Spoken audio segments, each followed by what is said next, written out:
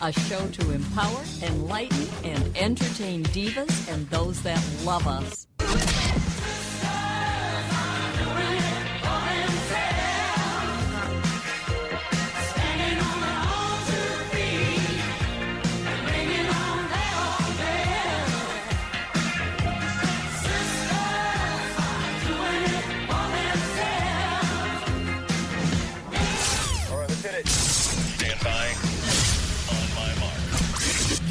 Here's your host, Deb St.Hilaire. That was a lovely toast with a lovely wine. And we have a lovely guest. Peggy, thank you for being here. Oh, and Greg. Oh, yeah, Greg's here, too. You brought Greg. Thank you. You know, tonight we're talking about one of my favorite subjects. Ooh, what is it? Wine. It's all about wine tonight, and what an appropriate guest to have. Greg Kimbrough, owner of Vino Wine Warehouse and New Age Restaurant. Welcome, Greg. Thank you, Deb. Is it like a wristwatch, like a restaurant? No, it's a sore wrist. Well, I'm glad to be here. I have my lovely wife and business partner, Peggy, with me. I would always like to get her on the mic, but she just always hesitates, whether it's here or anywhere else. But nevertheless, if she's not on the mic, she's still here in support. So we're glad to be here. July, just around the corner, tomorrow. Unbelievable that we're already at that point. And usually the hot month of July is not necessarily a month that people think about drinking wine, but there's a lot of different wines out there that really, really enhance summer. And whether you're sitting on the porch or sitting on the boat or wherever else you might be enjoying the 4th of July, there's a lot of wines out there that can really enhance that summertime dining, drinking, family experience, Deb. You know, it's hard to pick wines in the summertime. So you're going to help us with that, aren't you? Oh, absolutely. If you don't know your wine, know your wine merchant. And hopefully by now most of the divas out there know that Vino Wine Warehouse is the place to come. Whether you want to spend $500 or $500, we've got your bottle. You know, speaking of, let's talk about that for a little bit, because I was there not too long ago, and you had a bunch of clearance wines, and I thought, what the heck? I'm going to try them. And they were darn good. Typically, all the clearance wines, just because the price is low doesn't mean the quality is. I'm always buying and selling. There's all kinds of different things coming and going all the time.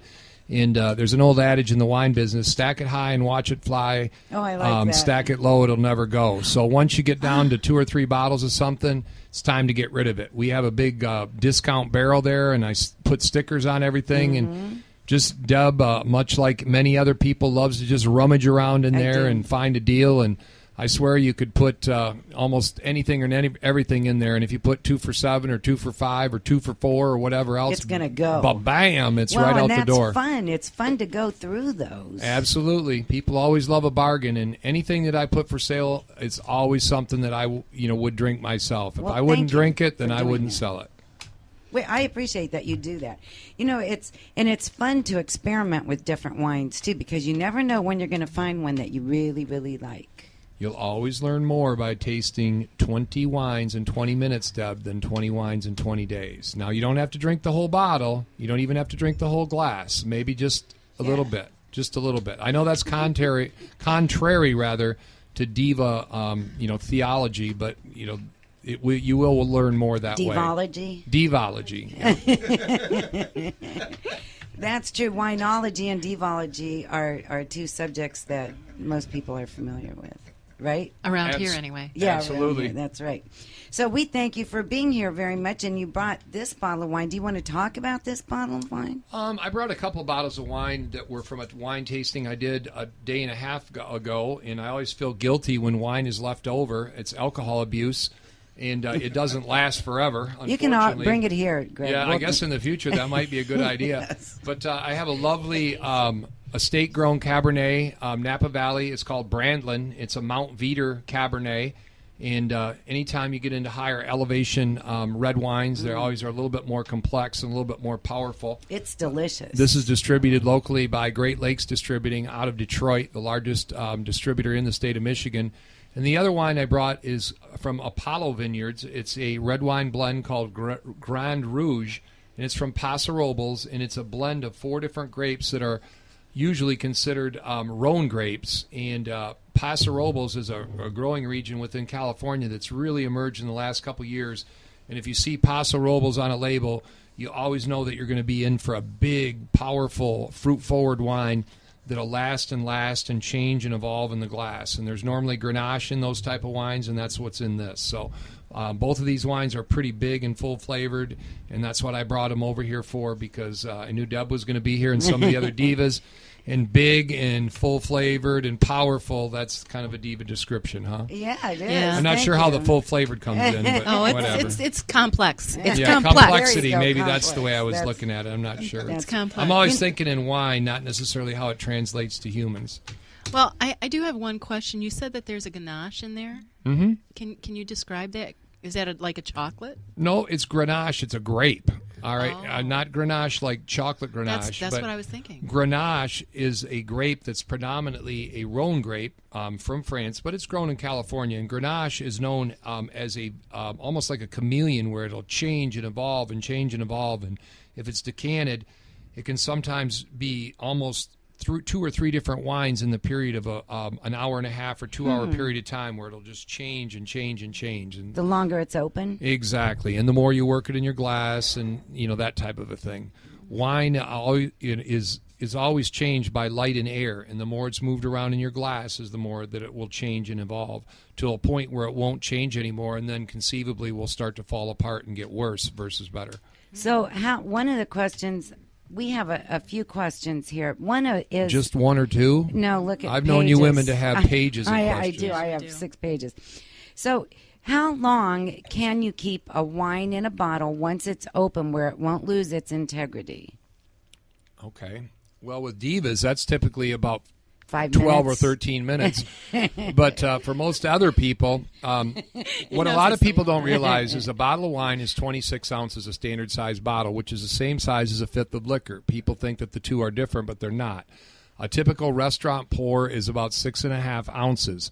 So with that in mind, when the bottle is opened, the vacuum that the cork in the bottle or the closure represents is compromised. So at that point in time, the wine starts to change. Even if you put the cork back in the bottle, the air above the wine but below the cork will start to adulterate the wine and change it.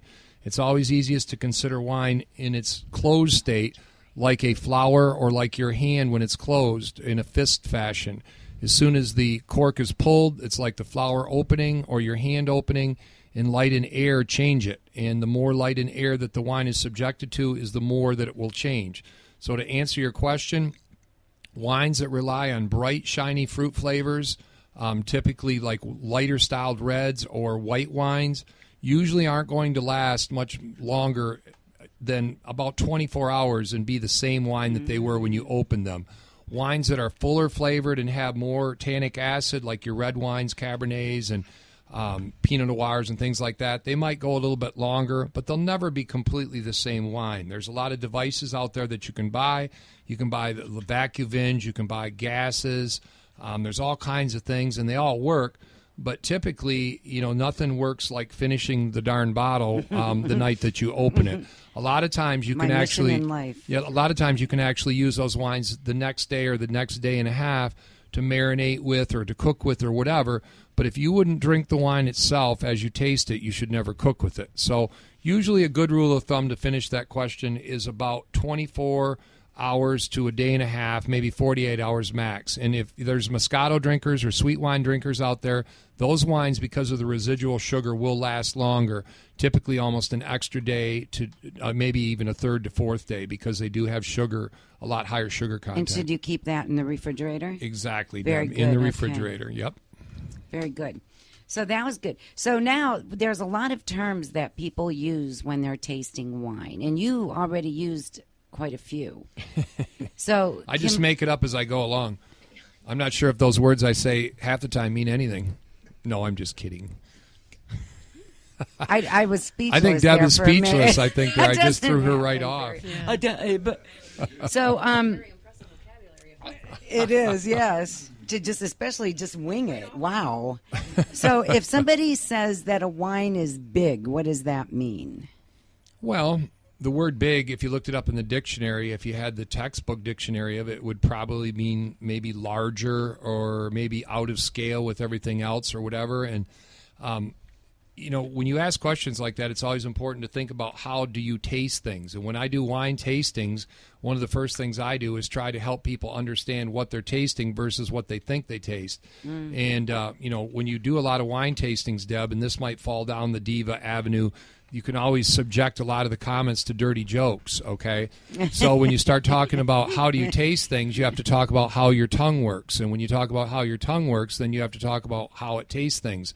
The tip of your tongue will taste things that are fruity and sweet. The back of your tongue will taste things that are dry.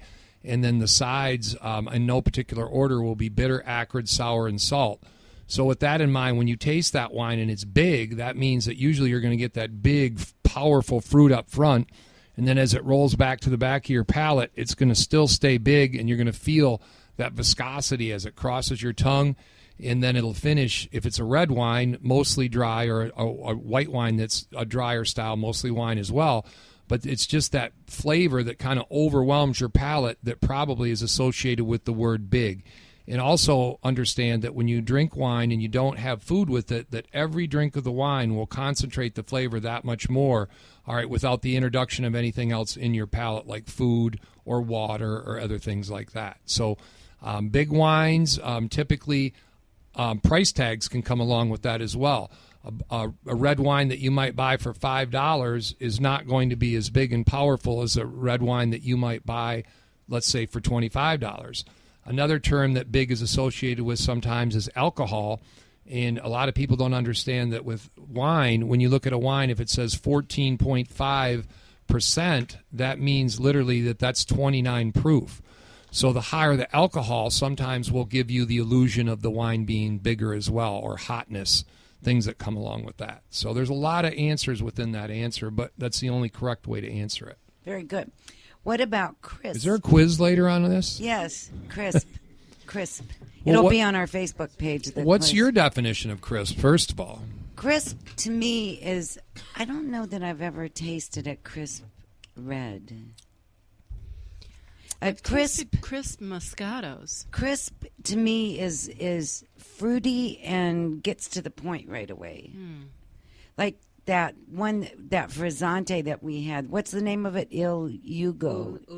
Ugo. It's a Prosecco from Moneto. That I would say is crisp. Yeah, no, that's an elderflower wine, and crisp is the right description. But think about a lot of people. A lot of people love Michigan for the seasons. Yeah. Well, one of the things that I love is the crispness that comes in the early fall, the first couple times that the weather changes. And you walk out the door and you think, oh, it's not cold, okay, but it's certainly not what it was. But it's crisp. But it's crisp, right. All right? And then you always kind of associate the leaves and the smell of leaves and all those type of things. So maybe I'm wrong, but those are the things I associate with that word. But crisp is usually a word in the wine industry that's associated with white wines or wines that rely on bright, shiny fruit flavors. And with that in mind, when they hit your palate, it's a lot like my answer to the last question. Your tongue is immediately going to identify those bright, shiny flavors of, like, let's say melon or tropical fruit like guava or mango or maybe even peaches or fig or how about fresh cut lime or fresh cut lemon or fresh cut grapefruit. Those are all crisp. Any of those would be very fresh and crispy.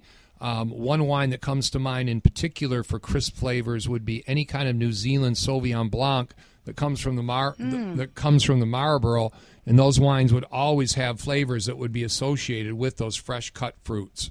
So crisp typically is a wine term that applies to white wines, and in this case, with it almost being July, summer wines.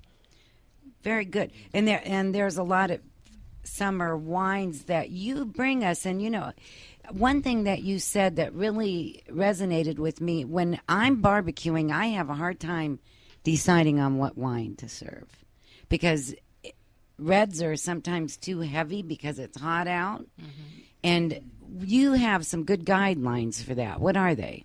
A crisp wine would be one, right? Yep, absolutely. Well, first of all, during the summertime, people drink all kinds of different things for all kinds of reasons. And when you get to these family events, like a lot of people will be headed to this weekend for the 4th of July, one of the biggest family picnic weekends of the year, you'll find coolers loaded with a myriad of different beverages, all kinds of things, everything from Bud Light to all these new craft beers to all kinds of liquors to every type of wine coolers, you name it, it's all in there. So